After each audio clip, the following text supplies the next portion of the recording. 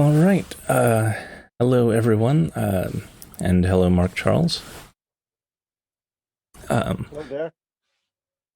Let me just do some audio checks. Can everyone hear? Can everyone hear you? Go ahead and say something for a moment. Yeah, it's good to be with you, Derek. Thanks for having me on the show today. Very, very glad to have you. So, Mark Charles, you ran for president in this last election as an independent candidate, yes? And Yes, yes, I did.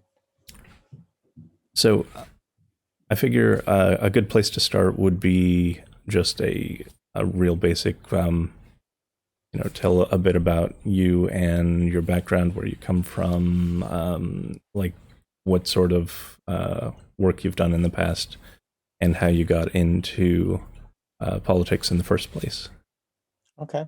Yeah, let me begin just by introducing myself Mhm. traditionally. So, Yate, Mark Charles Yunishya, Sin Bakadina initially, Dr. Higlini Vashichin, Sin Bakadina Dashachedo Todo Chini Dashanella. In our Navajo culture, when we introduce ourselves, we always give our four clans. We're matrilineal as a people, and our identities come from our mother's mother. So my mother's mother is American of Dutch heritage, and that's why I say Tsin Bakay Dene. Loosely translated, that means I'm from the wooden shoe people. My second clan, my father's mother, is Toa Higlini, which is the waters that flow together. My third clan, my mother's father, is also Tsin Bakay Dene. Then my fourth clan, my father's father, is Totochitni, and that's the Bitterwater clan. It's one of the original clans of our Navajo people. I also just want to acknowledge I'm talking today from where I live with my family in Washington, D.C. We moved here from the Navajo Nation about 5 years ago, 5.5 years ago. And these lands near D.C. are the lands of the Piscataway. So the Piscataway are the native nation that they lived here long before Columbus got lost at sea, Mhm. and they're still here. So I want to acknowledge the Piscataway people. I want to thank them for their stewardship of these lands, and I want to just let them know how humbled I am to be living on their lands. Yeah, so I grew up in a part of the Southwest, which is in New Mexico near a small town called Gallup. Mhm. It's a border town to the Navajo Nation, and I attended a mission school there, which was established back in the early 1900s. It was actually established as a boarding school, Ah, which was one of the kind of forced assimilation tactics of both the US government and the churches to remove children from their homes. They put them in these military style boarding schools. They were punished for speaking their languages and practicing their culture. And they were forcibly, the goal stated was actually to kill the Indian to save the man. right. So I attended this school as after it was done operating primarily as a boarding school, it was transitioning from boarding school to day school. So I was there as a day school student. There were other students there as boarding school students. Sometimes our experiences were vastly different. And I graduated from there in 89. Hmm. And then I went to college in Southern California at UCLA. I Okay. was a history major there. And that's where I began, both in my history classes and some other work I was doing there. Even in the psychology courses I was taking, I began looking more closely at our Navajo culture. I did some history courses around Navajo history, both our written and our oral history. And I did a independent study as in a psych course, that I was looking very closely at the Navajo perception of time. Mm. So I also satisfied my foreign language requirement by studying the Navajo language in absentia at the University of New Mexico. And so I satisfied my foreign language requirement by studying Navajo and just began really looking into some of my own past, my understanding my own culture, our nation's history, and so on. And eventually, after getting married and moving back to the Navajo Nation, and my family and I was called to pastor a church in Denver, Colorado called the Christian Indian Center. Ah. And that church was primarily Navajo. It was mostly Mm. Native Americans in the church. And we were examining the question of kind of decolonizing our faith, asking what does it mean to be Native, be Navajo, and be a Christian. Mm. And that process put me in a relationship with indigenous Christians all over the world who were also on the journey of decolonizing their faith, and ultimately led me to move back to the Navajo Nation. So in the early 2000s, around 2004, I think it was, my family and I moved from Denver, Colorado, back to the Navajo Nation. And for 3 years, we lived in a very remote section of our reservation. We were 6 miles off the nearest paved road on a dirt road. We were living in a one-room hogan. A traditional Navajo dwelling had log walls and dirt floors. The community we lived in had no running water, no electricity. Our neighbors were rug weavers and shepherds. And we moved there to experience the lifestyle that many of my peers and especially my elders had grown up with, herding sheep and hauling water and cooking over a camp stove, living by candlelight, all those things. And it was while living there that we began to observe actually very quickly how deeply marginalized the Navajo reservation and all Indian reservations are from the rest of mainstream US society. Right. One of our first observations was that primarily the only people who ever came to reservations who were not native were either there to give us charity or there to take our picture. Very few people actually wanted to get to know us as people and build a relationship with us. Right. And so that kind of put me on the journey of trying to figure out what's the disconnect. That led me into the study of the doctrine of discovery. It led me into some of my speaking and my writing and my blogging, and ultimately led me to where I was just this past year, which is trying to make some very systemic and foundational level changes to our country to, as we said during our campaign, to build a nation where we the people truly means all the people. Right. Right. Which is a really good attitude towards the nation in these times of hyperpolarization, where everyone seems to think that any benefit to any one person or any one group somehow comes as a loss to themselves, which is not true at all. It's trying to lift everyone up is the more noble goal.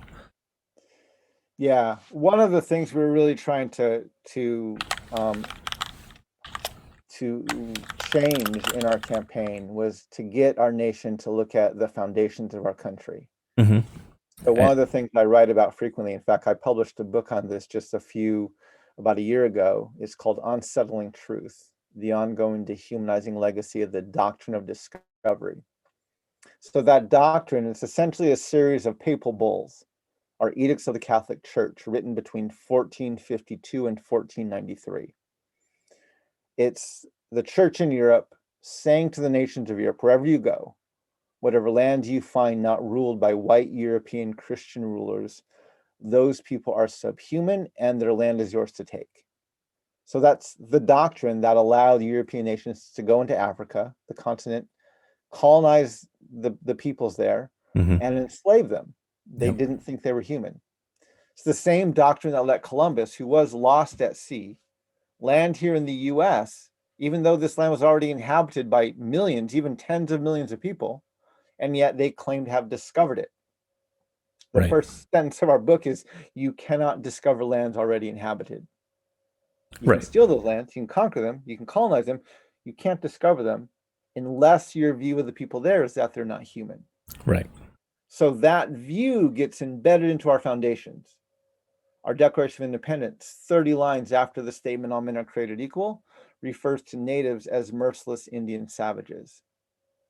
Our Constitution, which starts with these words, we the people, which sounds inclusive, Article 1, Section 2, which is where they set up the Electoral College, never mentions women, specifically excludes natives, counts Africans as 3/5 of a person. In 1823, the doctrine of discovery is actually referenced by the Supreme Court as the legal precedent for land titles, arguing that because natives, even though natives were here first, but because we're savages, we're only occupants of the land, and white Europeans are the discoverers of the land, so therefore they're the title holders. That case, in 1823, Johnson versus McIntosh creates the legal precedent for land titles. That precedent and the doctrine of discovery gets referenced by the court as recently as 2005. I did a Wow. TEDx talk on that. It's called We the People, the three most misunderstood words in US history. I go through that case. I demonstrate it's probably one of the most white supremacist Supreme Court opinions written in my lifetime. Hmm. And it was written by Ruth Bader Ginsburg. Why Wow. isn't she this progressive voice on the left, advocating Yeah. for the people on the margins? Well, the problem is when your land titles are based on the legal understanding that natives are savages, this makes white supremacy a bipartisan value. Right. And so this is why even Ruth Bader Ginsburg, when pressed, held up the doctrine of discovery and said, yeah, this is the legal precedent for land titles. So, what do you think can be uh, done to kind of educate people and get folks to understand this disconnect? Because uh, it's very pervasive, and a lot of people just kind of they grow up with that sort of implicit bias and don't really even realize what they're doing and what they're thinking and how it feeds into kind of a malicious cycle. Yeah. So what are your thoughts there? Yeah. So one of the things I'm working on, there's a quote by a native elder. His name is George Erasmus, and Hmm. he's Dene from the Dene tribe up in Canada. And when he was writing about the Truth and Reconciliation Commission up in Canada, Hmm. he used a quote that said, where common memory is lacking, where people do not share in the same past, there can be no real community. If you want to build a community, he said, you have to start by creating common memory. And that, I love that quote. When the first time I heard it, I'm like, that hits exactly what we need to do here in this country. Is our nation doesn't have a common memory. Right. You used the term earlier, racial bias and implicit bias, and Mhm. that is really where our nation struggles. Is we don't have a common memory. One of the things we point out in our book, in the book I written, I was co-author of the book. My co-author's name is Seung-Chan Ra. But one of the things we point out in the book is one of the challenges of the United States of America is we've never lost a war that matters. Mm. Now that's important because history is written by the victors. Right. And so when you win your own wars, you get to write your own history. And so one of the comparisons I use for people all the time is, let's imagine for a moment that Nazi Germany wins World War II. Mm. How would their history books have portrayed Hitler? Well, he would be one of their greatest heroes. He brought them from obscurity and poverty into global domination. Right. How would their history books deal with the Holocaust? Well, we have Holocaust deniers today. Imagine if they won, right? There was no Holocaust. This is exactly what we do with our own history. We use that analogy in this 2 chapters of our book dealing specifically with Abraham Lincoln. Mm. Most people are not aware of this, but Abraham Lincoln was a blatant white supremacist. Right. One of his quotes is, I have no intention of making voters or jurors of Negroes or allowing them to hold office or to intermarry. He said there's a physical difference between the white and black races, which will forever forbid the two from living in terms of social and political equality. But as long as they have to remain together, there must be the position of superior and inferior. And I, as much as any other man, said Abraham Lincoln, believe that the superior position belongs to the white race. It's a quote by Lincoln. Hmm. Not only was he a blatant white supremacist, but during his term in office, he was one of the most genocidal presidents in our nation's history. He signed in 1862 the Pacific Railway Act, Mm. which allocated the land and the resources to complete the Transcontinental Railway. He also signed another bill that allowed for settlement. Anyone who went west and settled and homesteaded, that was called the Homestead Act. And if they homesteaded 160 acres of land, they would get that land after 5 years. Which is Now, like the the ultimate. Transcontinental Railway at that point had reached Omaha, Nebraska. Mhm. and they were trying to get all the way to the Pacific Ocean. Within 2 years of signing that bill, after the hanging of the Dakota 38 in Minnesota, after the Sand Creek massacre of the Cheyenne and Arapaho tribes, and the Long Walk of the Navajo and Mescalero Apache, Abraham Lincoln had literally ethnically cleansed the states of Minnesota, Colorado, and New Mexico of Native nations, literally making him, by numbers, one of the most genocidal presidents in our nation's history. Mm-hmm. And yet we hold him up as our greatest president. Why? Well, because he won the war. Right. But the war wasn't the Civil War. That's not the war he won. The war was the War of Manifest Destiny and the completing of the Transcontinental Railway. Mm. And so because he ethnically cleansed those lands, allowing the railway to be completed, which there were 3 lines. One went from Omaha, Nebraska, all the way to San Francisco, through Colorado, Nevada, and Wyoming, and Utah. Mm-hmm. Another one that started in Duluth, Minnesota, went through Minnesota, the Dakota Territories, and came out near Seattle, Washington, and a southern route that went through New Mexico, Arizona, and came out near LA. Mm. By removing the Dakota and the Winnebago from Minnesota, the Cheyenne and Arapaho from Colorado, the Navajo and the Mescalero Apache from the territory of New Mexico, he literally created space for these railways to be completed. We won that war, and so the history we wrote about him was highly mythological. Right. Not even based on much historical fact whatsoever. And today we hold him up as one of our greatest presidents, when in actuality, he was one of our most white supremacists as well as genocidal presidents in our nation's history. Right. Yeah. Wow. That's a lot to unpack. So I guess getting back to the question is, how do we actually start to attack that problem? Because the problem is very well identified, and we do continue to whitewash history, and we create these myths, and even right now with the was the 1612 Commission or something, that's getting all this pushback in just trying to teach more about the roots of the nation. Yeah. What are your thoughts just on how to actually make this palatable, and well, not even palatable, but get people to open their eyes and listen and actually learn history? Yeah, one of the things I also point out in my book is I take a very close look at trauma. Mm-hmm. And how trauma impacts the way that we approach these things. I would agree that yes, our nation is hugely ignorant of its own history. Mm-hmm. I would argue that ignorance is actually intentional. Many people will come to me and say, well, Mr. Charles, I had no idea that this history took place because I don't know any Native Americans. Right. There's none in my neighborhood. There's none in my city. There's none in my area. And I say, yeah, that was by design. Right. Our country designed itself so that you would never have to ask who was ethnically cleansed from the lands I'm living on so that my state could be established. That was a specific design by the nation, even in how the American Indian race was constructed.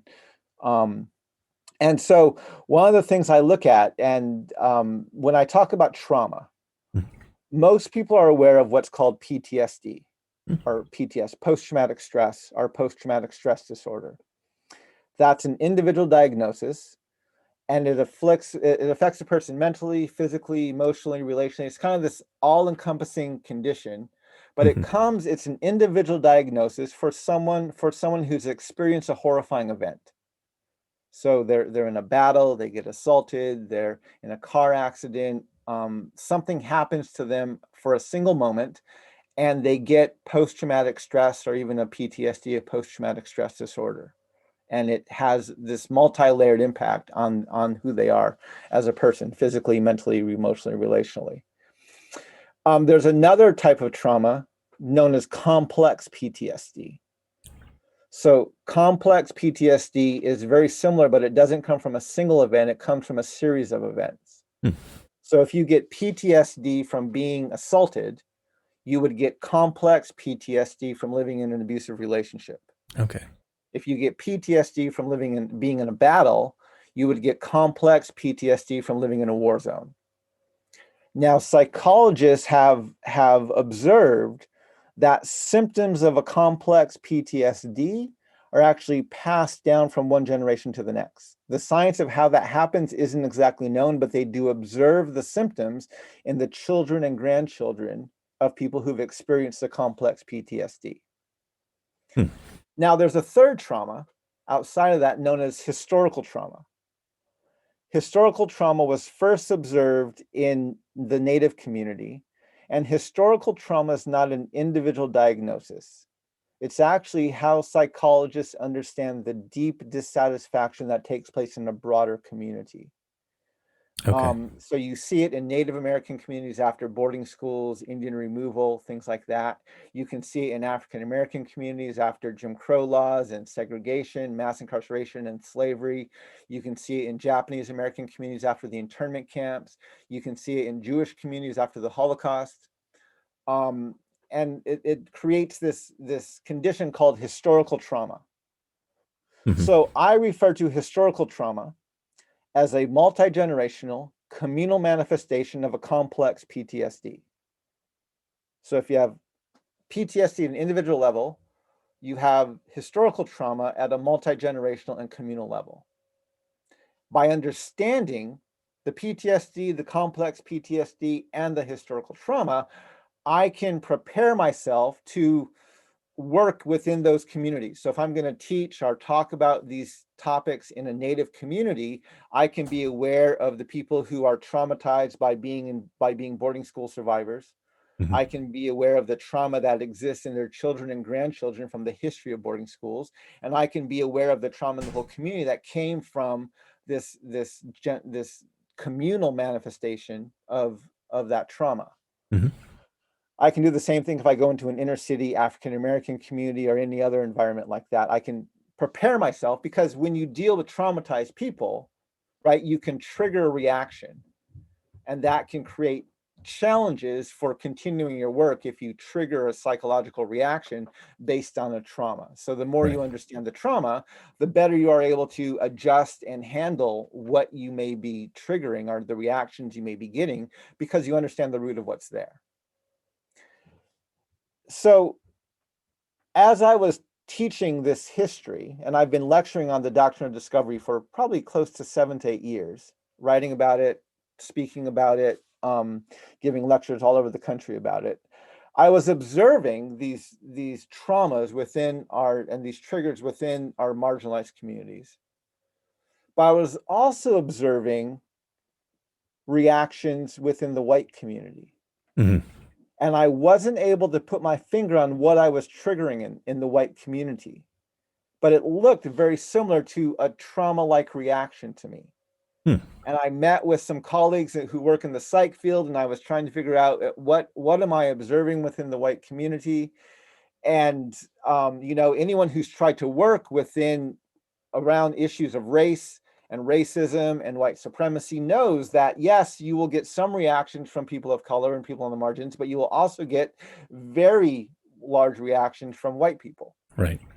And I came across some research by Rachel McNair, who wrote Okay. a book in 2012, I think it was, called Ptsd, Perpetration-Induced Traumatic Stress. Huh. She refers to Ptsd as a diagnosis like PTSD.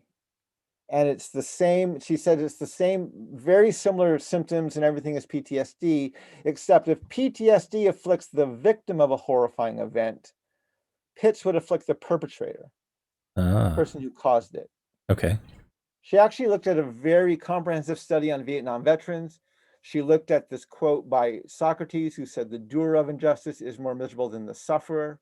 Mhm. She referred to it as the psychology of killing. She said, if the state gives you a license to kill, you're a soldier, you're a drone pilot, there's some part of your job that at times gives you a license to take a life. What does that do to you psychologically? And she came to the conclusion of a PITS, a perpetration-induced traumatic stress, observing it's very similar to PTSD, except it afflicts the perpetrator instead of the victim. Hmm.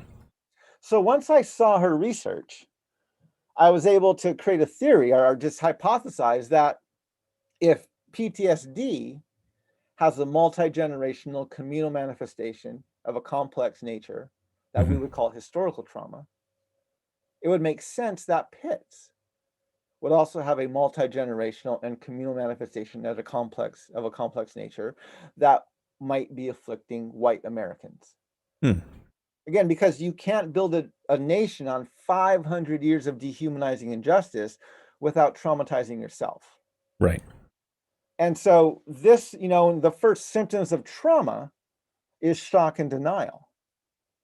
Right. So Lincoln is one of our most white supremacist and genocidal presidents. That's shocking. When you actually hear the stories of what his policies did to my people, the Navajo people in the Southwest, the thousands of people who were killed and murdered and rounded up and brought down to a reservation that acted as a death camp. It's atrocious. And so the fact that we would take that atrocity and create a mythology around it and somehow try and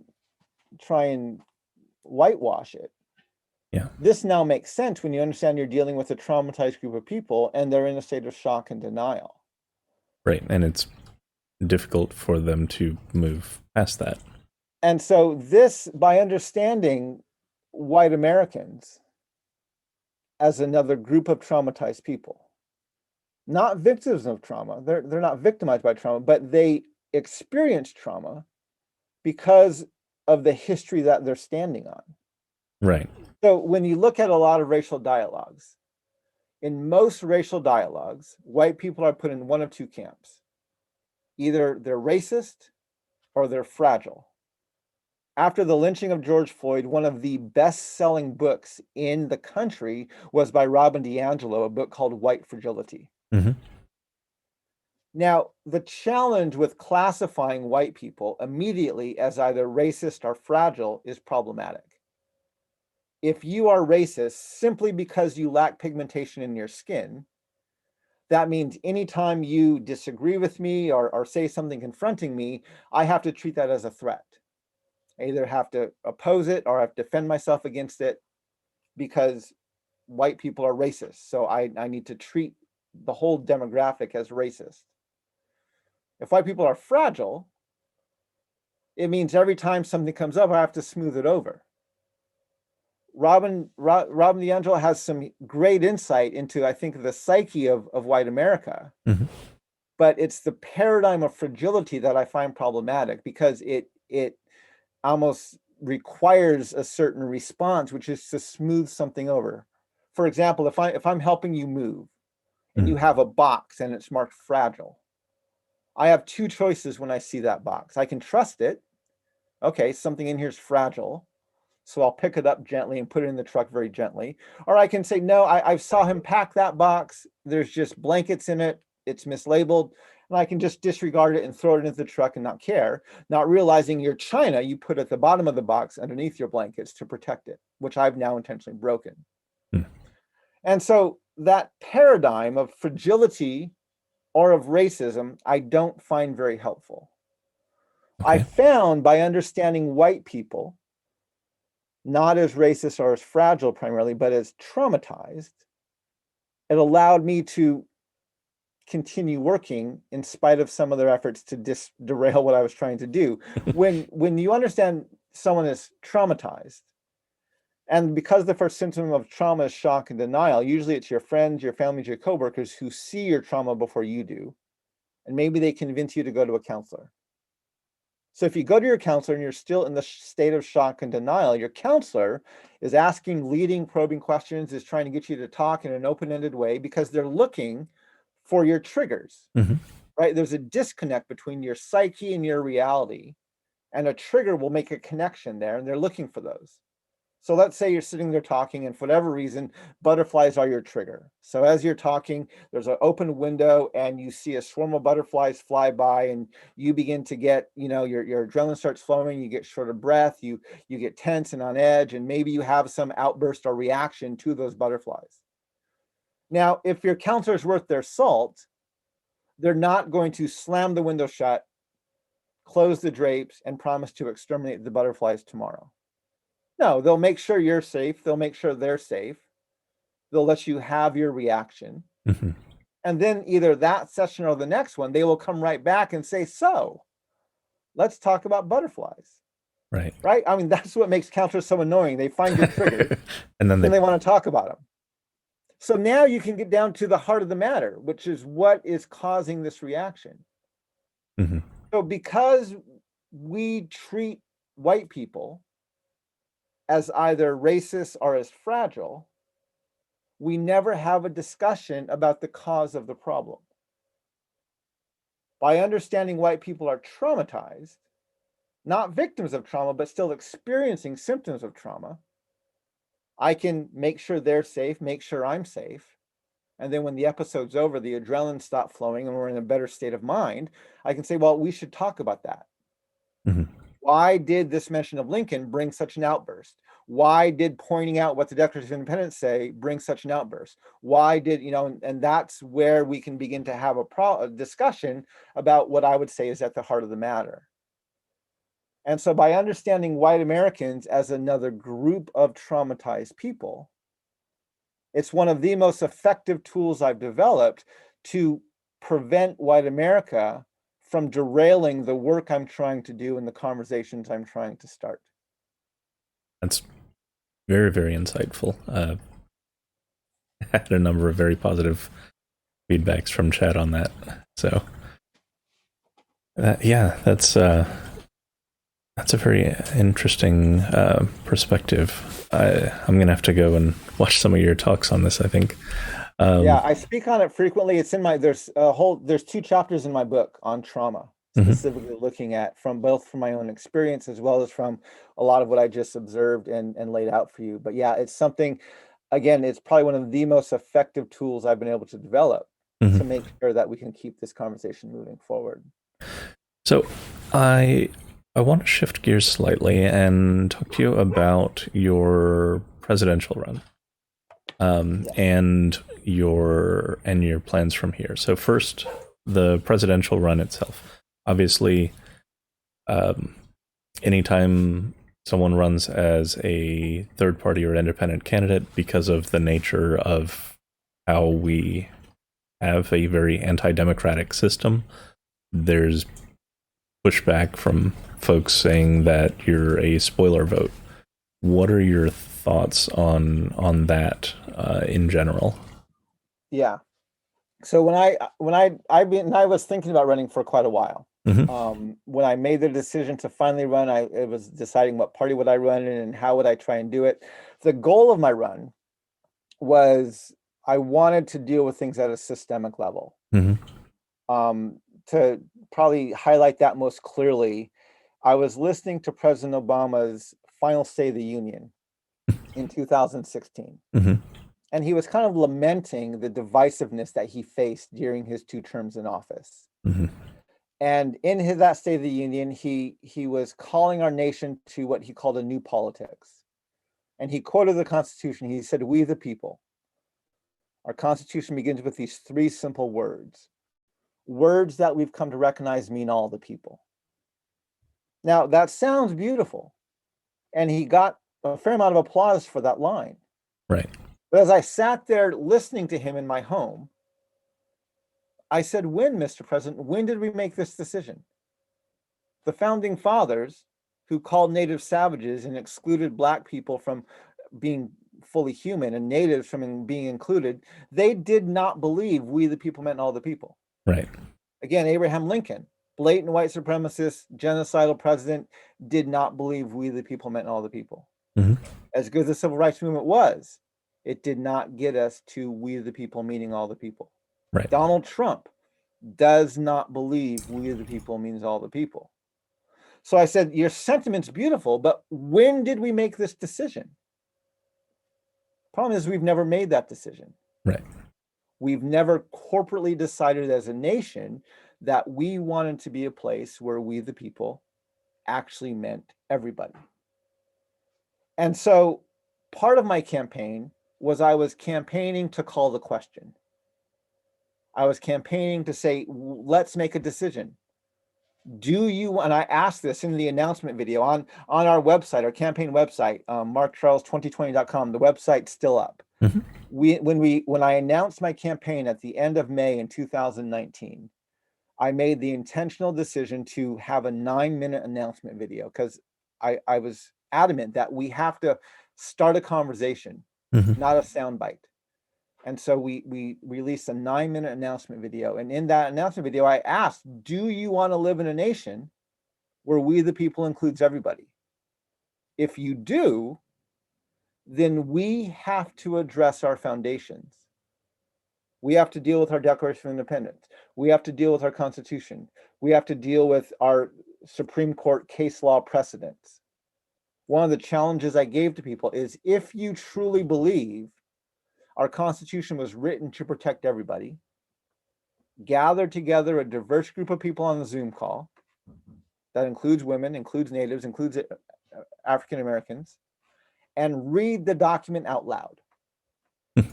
You will be appalled at how quickly the Constitution becomes very, very, very exclusive. Yep.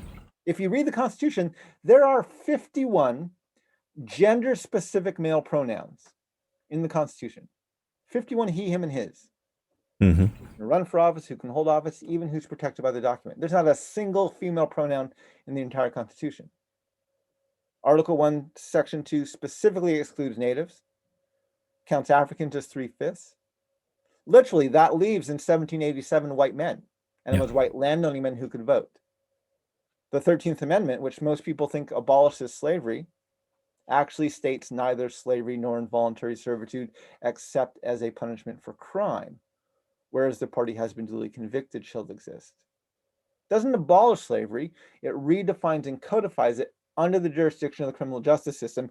This is the same criminal justice system that's arresting Black people at Starbucks who are waiting for a meeting, that's lynching people like George Floyd, that has a school to prison pipeline. These things are not surprising. This is again, and the 13th Amendment is the legacy of who? Abraham Lincoln. Right? I tell people this, you cannot understand the 13th Amendment unless you read the Lincoln-Douglas debates. In the Lincoln-Douglas debates, Abraham Lincoln is adamant that he believes in the lie of white supremacy.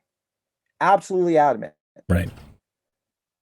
And he's actually asked by Judge Douglas at one point in those debates if he thinks the Declaration of Independence applies to Black people. And he basically says, no, it doesn't. I have no intention of making voters or jurors of Negroes, he said, or allowing them to hold office. So he wants to end chattel slavery. He doesn't think the Declaration of Independence applies to Black people. He doesn't think the Constitution should be written to protect them. He wants to end chattel slavery, but he doesn't want them to be equals. Right. So how do you solve that problem now as president when he gets elected in 1860? Well, you pass an amendment that ends chattel slavery, but keeps the institution of enslavement legal in the prison system. Right. So a white judge, a white juror, a white law enforcement officer on a whim can arrest and incarcerate and remove the civil rights of people of color without there being any problem to that. And so, again, this is the challenge we face as a nation, is we have these implicit biases written into our foundations. And I was saying as a candidate, this is where we have to change it. This became very clear after the lynching of George Floyd. Yeah. Right, when he was lynched in front of a national audience on TV by a white police officer in Minneapolis. After that lynching, President Trump gave an executive order banning chokeholds. Joe Biden went on record saying we have to train officers to shoot people in the kneecaps instead of in the chest. So a few weeks later, when Jacob Blake was shot, technically that wasn't a problem, right? He wasn't choked, nor was he shot lethally. So both of their solutions were in play here. But what happened to Jacob Blake was still obviously unjust. Why? Because he was shot. and so this is the problem, and I was pointing this out throughout the entire election, is these two candidates merely want to address what's visible. They don't want to deal with the foundations. I said, if we want to make policing more just in our nation, we have to start by abolishing slavery. Right. Executive orders and banning chokeholds and retraining officers might be necessary at some level. It's not going to fix the root of the problem. Yeah, you're talking about the whole uh, prison system and how the law gets applied in general. Absolutely. And Yep. if we can't address it there, we're never going to fix the problem. It's just going to manifest in another way. Mm-hmm. And so this is where one of the things I pointed out throughout the election, the entire campaign, is that the two-party system exists to maintain the status quo. Yeah. That's why we have a two-party system. And so, if we want to actually bring about foundational level institutional change in our nation, the two-party system is going to do its best to keep us from getting that. And so we saw this, right? We saw this very clearly in the Democrat. One of the things I point out is Republicans are terrified of voters, right? Yes. They're not growing their party. Their party is they have a strong base, but it's not expanding very much or very quickly. And so they know that if they have a lot of voters, they're likely to lose. So they work hard to gerrymander their districts. They work very hard to keep people from easily voting, to keep people easily getting registered, because they know the more people who vote, the less likely it is they're going to win. Mm-hmm. Democrats are terrified of competition. So the Democrat they portray themselves as a much more diverse party. And if you look at the last primary, they had the most diverse group of people running for president they've ever had. More women, more members of LGBTQIA2S+, more people of color on their running for office than they've ever had before.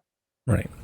And throughout the course of the primary season, they started removing the people of color from the debate stage, while they changed their rules so that a white landowning male like Michael Bloomberg could come in and actually get onto the debate stage, even though he didn't raise any money.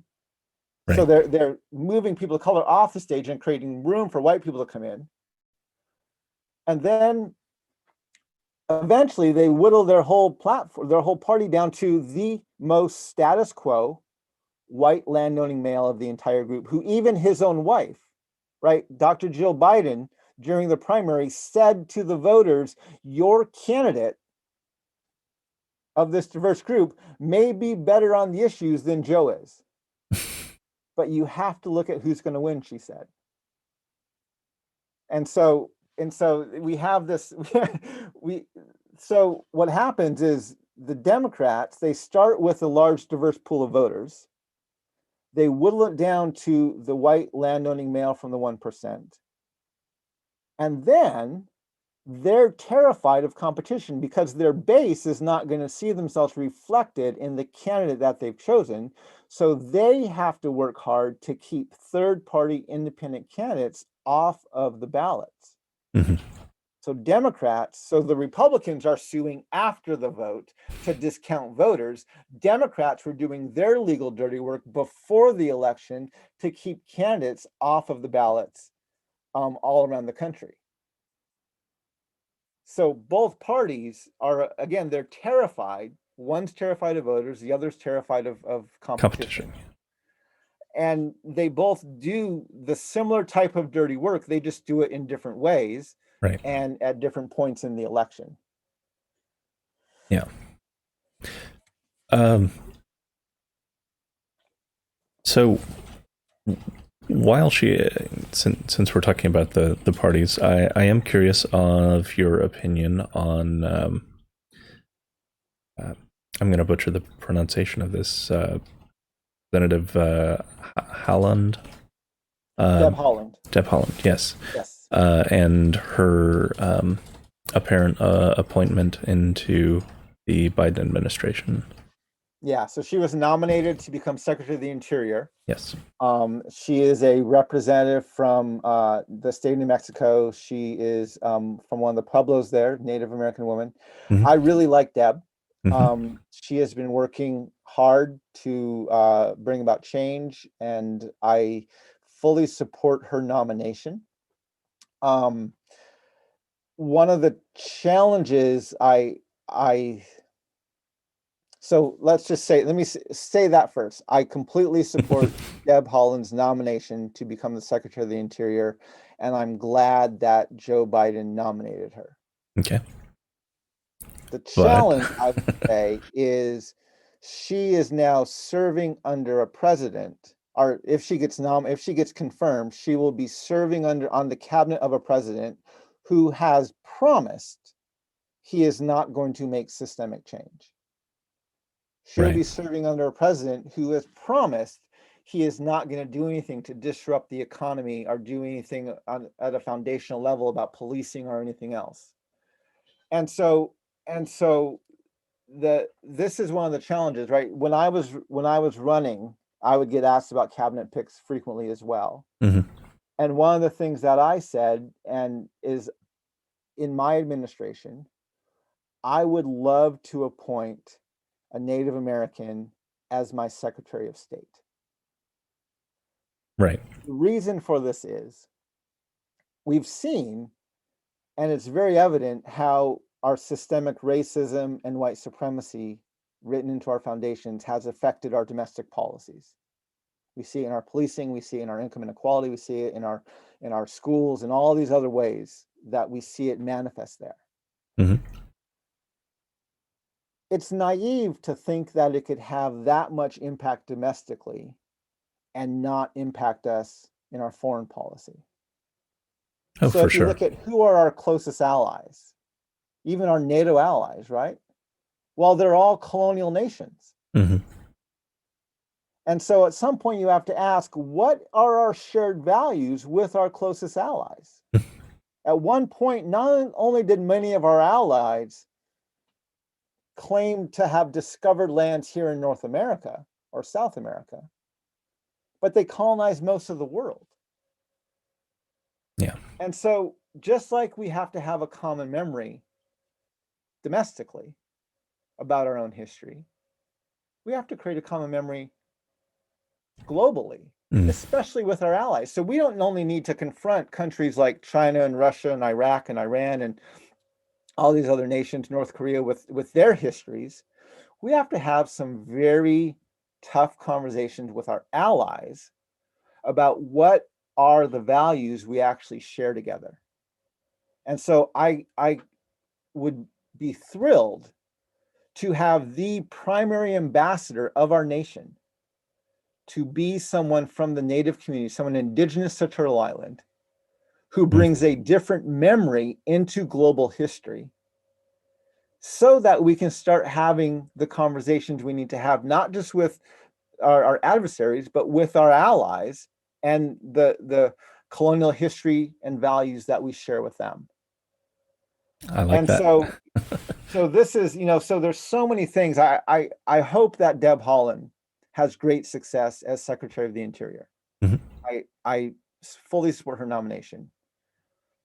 That's just a small point of the things that we need to do as a nation to begin to decolonize the way that we've allowed ourselves to live into these colonial values in almost every segment of our society together.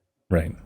And so, yeah, so I'm excited about Deb Haaland's nomination, and I fully support it. I'm disappointed that she will be serving under Joe Biden, who has merely promised to be a better landlord than Yeah. Donald Trump. Right. He's merely promised that he will. One of the things I pointed out throughout my campaign is that the primary difference between Joe Biden and Donald Trump is that of character, not values. Yeah. And so I pointed this out a lot during the 2016 election. So in 2016, Donald Trump was running to make America great again. Hillary Clinton wasn't to be outdone. She said America's great already. The Democratic National Convention, President Obama jumps into the fray and says America is already pretty great. Cory Booker, African-American senator, he ran for president in 2020. He was on the main stage endorsing Hillary Clinton. And in his speech, he acknowledged that our Declaration of Independence calls native savages. He acknowledged our Constitution excludes women. He acknowledged the Three-Fifths Compromise. And then he told the white landowning man of the Democratic Party that these things do not detract from our nation's greatness. In one of the general election debates, Hillary Clinton came back and said, America's not only great, America's great because America is good. And Donald Trump stopped, looked at her, and said, I agree with her. I agree with everything she just said. So we were duped. Mm-hmm.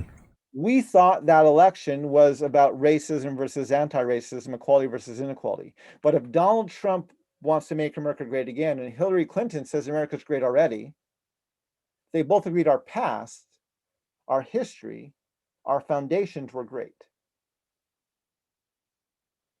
So the debate we had was not racism versus anti-racism or equality versus inequality. It was, do we want Donald Trump to make us explicitly white supremacist, racist, and sexist again? Or do we want Hillary Clinton to work to keep our white supremacy and racism implicit? That's the difference between the two parties. Mm-hmm. And so that's the challenge that we need to, that's the thing we need to begin to disrupt. Right. And to turn around. If we really want to build a nation where we the people means all the people, we not only have to confront the explicit racism and white supremacy of the Republican Party, we have to confront the implicit racism and white supremacy of the Democratic Party. Now, there are a number of more progressive voices, obviously, running as Democrats. Do you believe that there is a chance that that party can be changed from within, or not really? Bernie Sanders pretty much demonstrated that that's probably not going to happen. Okay.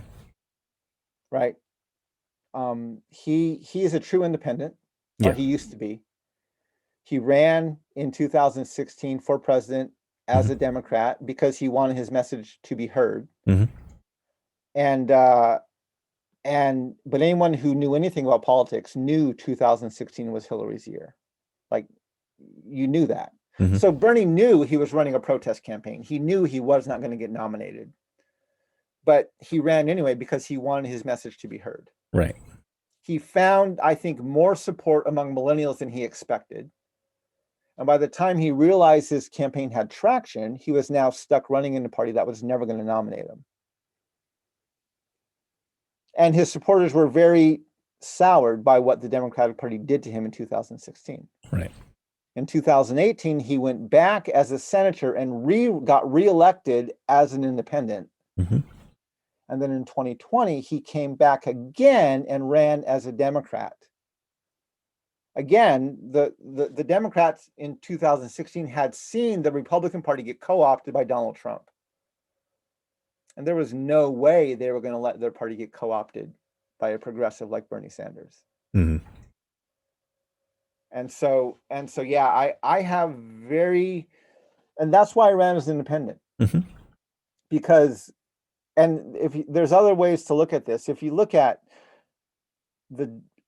if you run in the Democrat or Republican Party, the moment you announce, sometimes a year and a half, almost 2 years before the election, you have to run off and campaign for nearly a year in the states of Iowa and New Hampshire. Iowa is the first caucus state. New Hampshire is the first primary state. Yeah. Iowa has the highest is the third whitest state in the country. New Hampshire's the fourth or fifth. Iowa has the highest rate of private lands. New Hampshire has the highest rate of home ownership. Iowa has a state law requiring them to be the first caucus state. New Hampshire has a state law requiring them to be the first primary state. Iowa became the first caucus state after the assassination of Martin Luther King. And in the next primary, after the civil rights movement, in the next election, there was a lot of protests and things became a little bit even violent. And it caused a lot of problems for the Democratic Party. And so the very next year, this was, I think, the 1972 election, they decided to make Iowa the first caucus state. So Black people finally got the right to vote. They finally got more access to the ballot box. But it was undermined. And then the Democratic Party decides we are going to make the whitest, most landowning state in the country our first caucus state. Again, so I ran as independent because I actually didn't want to campaign first and foremost to white landowning men. Right. I didn't want them to be the gatekeeper for my campaign. So I ran as independent, and I spent most of 2019 campaigning on native lands and Indian reservations all around the country. Arizona, New Mexico, Colorado, Minnesota, Oregon, South Dakota, Oklahoma. I traveled to many states holding small campaign events, campaigning first and foremost to the indigenous peoples, the native nations of Turtle Island, because I felt if I want to govern these lands, the most respectful and appropriate place to begin such a campaign is not talking to white landowning men in Iowa and New Hampshire, but campaigning to the native nations who are whose land it the is. host people of these lands. And that's why I ran as an independent, because I did not want to be forced to make white landowning men the gatekeepers for my campaign. That makes sense. Cynically, the math is very difficult, and that's by design for a presidential run. But have you considered pursuing like a congressional seat in the future? Well, that's a fascinating question. I'd have to move. Okay. Right now I live in DC. Right.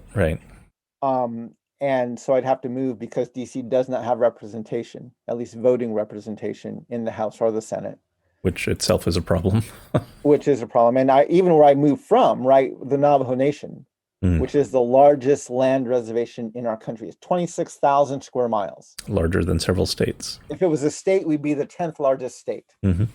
We have 300,000 enrolled tribal members. About 200,000 live on the Navajo Nation itself.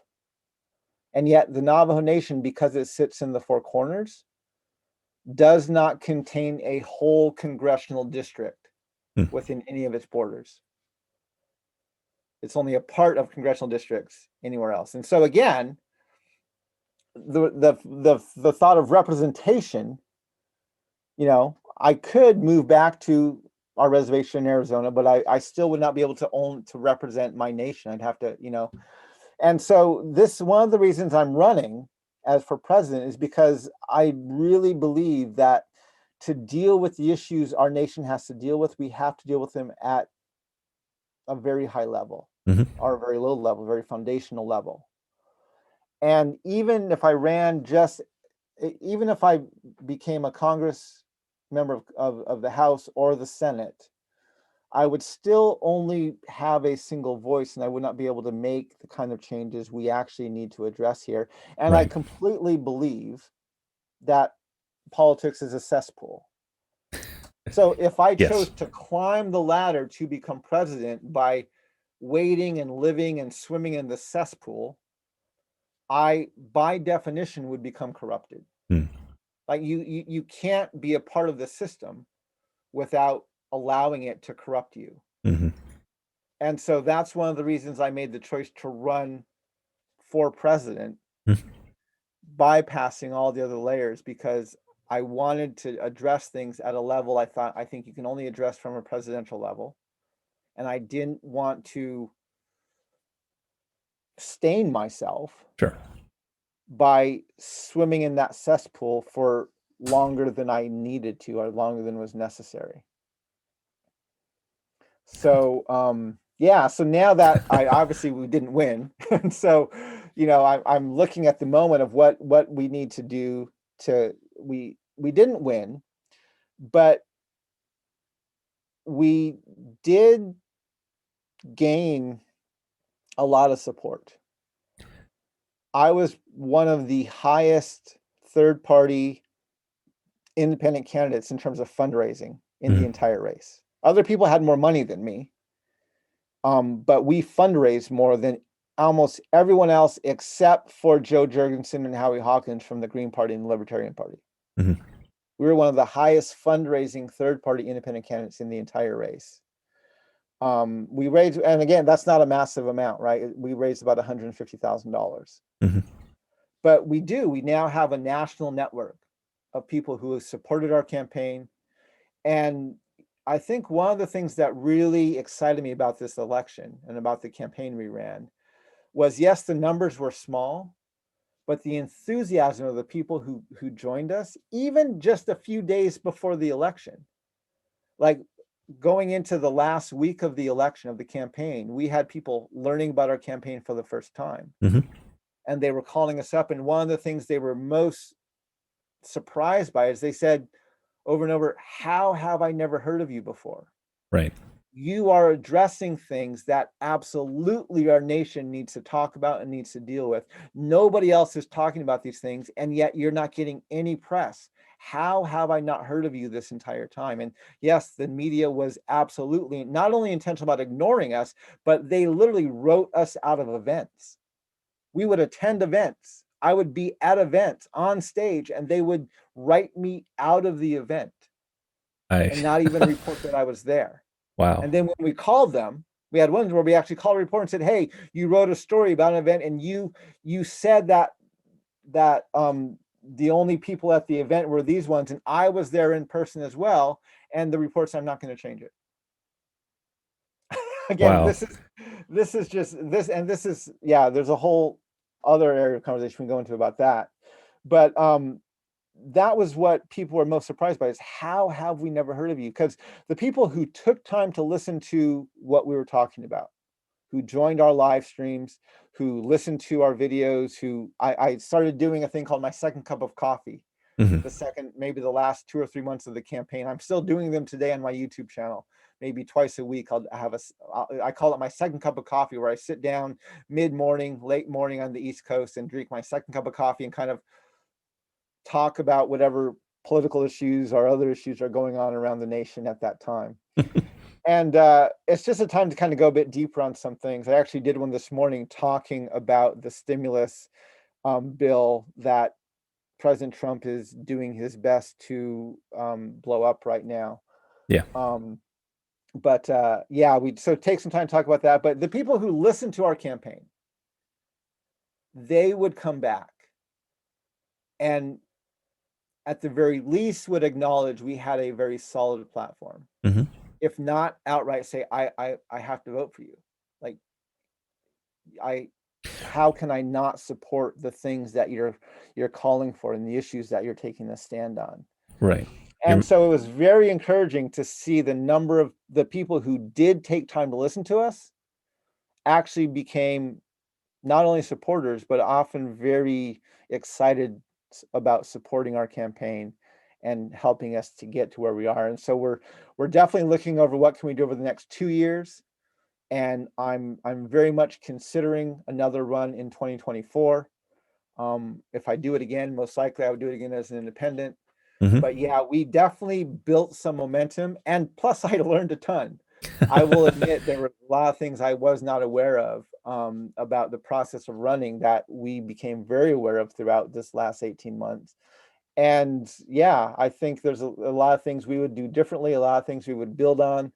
And but I definitely feel like we have the startings of a movement here, that we can begin to continue to press forward on. It's definitely a movement that the country desperately needs, and I realize we've shot past our hour, but I really do appreciate your voice and your thoughts. The, your message and your campaign are something that the nation needs in order to heal not just recent history, but all of our history. Yeah. So, One of the key planks of my platform was, and this is something I'm very, it's at the heart of what I'm trying to do, is I deeply believe the United States of America needs a national dialogue on race, gender, and class. yeah, A conversation that I would put on par with the Truth and Reconciliation Commissions that happened in South Africa, in Rwanda, and in Canada. mm-hmm. I would not call ours Truth and Reconciliation, though, because reconciliation implies there was a previous harmony, which isn't accurate. So I would call ours Truth and Conciliation. And I believe we need one sooner rather than later. It was at the heart of my platform. And it's something I'm still working towards today. And so, yeah, calling that dialogue, working to create this common memory. One of the things I was very adamant about in my work was I want to decenter whiteness. I don't want to oppress white people. I'm not trying to just give white people a taste of their own medicine and what they did throughout their history, but I want to decenter whiteness because our foundations, our history, put whiteness at the center and label it as superior. Right. And if we want to have a nation where we the people truly means all the people, we have to decenter whiteness and bring those voices to join the rest of the voices around the margins. Right. And so I'm not, I'm not trying to oppress white people. Now, people who are used to being treated as superior, it will feel oppressive to them for them to be treated merely as human. Right. But that's actually not oppressive. That's a healthy decentering. Yeah, it's egalitarian. And our nation absolutely needs that. We need to have whiteness decentered, and we need to have a better chorus of voices that can be heard and include everyone, including those on the margins. I fully agree. So you've definitely got my support in that. Well, thank you very much. Yeah, I let people know you can follow me online. I'm on Twitter, I'm on Facebook, I'm on YouTube, I'm on Instagram. My personal account is Wireless Hogan, WIRELESSHOGAN. I'm active on all those platforms pretty much on a daily basis. I also do what I call my second cup of coffee. Usually it's once or twice a week. I don't schedule them. I'll go online and just do them as a live stream. And then I'll also post those to my Instagram account. Usually within a less than a day, I'll post them on my Instagram TV account under Wireless Hogan. But yeah, I encourage people to follow me. Again, the book I wrote, Unsettling Truth, The Ongoing Dehumanizing Legacy of the Doctrine of Discovery, is a great book where people can get kind of the entire platform or my entire message. That book was written as a rebuke to white evangelicals. It was written to basically call out how our nation got its history so entangled with Western Christianity. And so it's a rebuke of the church, but I very much wrote it for it to be accessible to anyone, no matter of your faith tradition or your background. But I tell people that if you don't understand the history of the Western Church, you will never fully understand the history of our country. Right. The two have been so intertwined that once you understand the way they've intertwined and for how long they've been intertwined, the better you'll be able to detangle that to help us move forward as a nation in 2021. It makes sense. I'm going to be checking that book out myself, and it looks like a number of people in chat they are going to they as can well. they can order signed copies of it from my website. If you go to my website at wirelesshogan.com, Okay. In fact, we just got a new shipment in today. And so on our website, wirelesshogun.com, there's a link there where you can order a signed copy of the book. Obviously, it's available a lot of other places. It's available in this ebook format as well as an audio book too. But if Nice. they want a signed copy, my website, wirelesshogun.com, you can order that there, and we get that in the mail usually within a day or two. Absolutely. Yeah. So, well, yeah, I intend to order one of those myself. So, um, yeah, Yeah, I really have. I've enjoyed this conversation. It's you're very elucidating on a number of topics, and I I truly appreciate and am humbled by your taking the time to talk to me and my audience, and um, yeah, hope that hope to see your name in politics in future years in very big ways. So thank you very much. I really appreciate that. I definitely, I think I became even more convinced than ever that uh, to get the change we need, we have to engage it at, I think, at a presidential level. Um, and not only so we can engage it domestically, but so that we can engage it globally. Our right. history has been dysfunctional, not only just within our borders, but it's been dysfunctional with our allies as well as our adversaries around the world. Hmm. And I definitely want to see some of those change, and my goal is, and it has even increased my desire to build a nation where for the very first time we the people might actually mean all the people. So Right. Well, thank you, Mark Charles. Um, hope you have a wonderful holiday season in however you are celebrating it there in thank you. DC. Thank you. And I say this at the end of all my live streams, but walk in beauty. And I hope that we may learn as a nation how to walk in beauty together. So a cat or thank you, and hakonet, which means I'll talk to you again later. I'll see you again later. Thank you.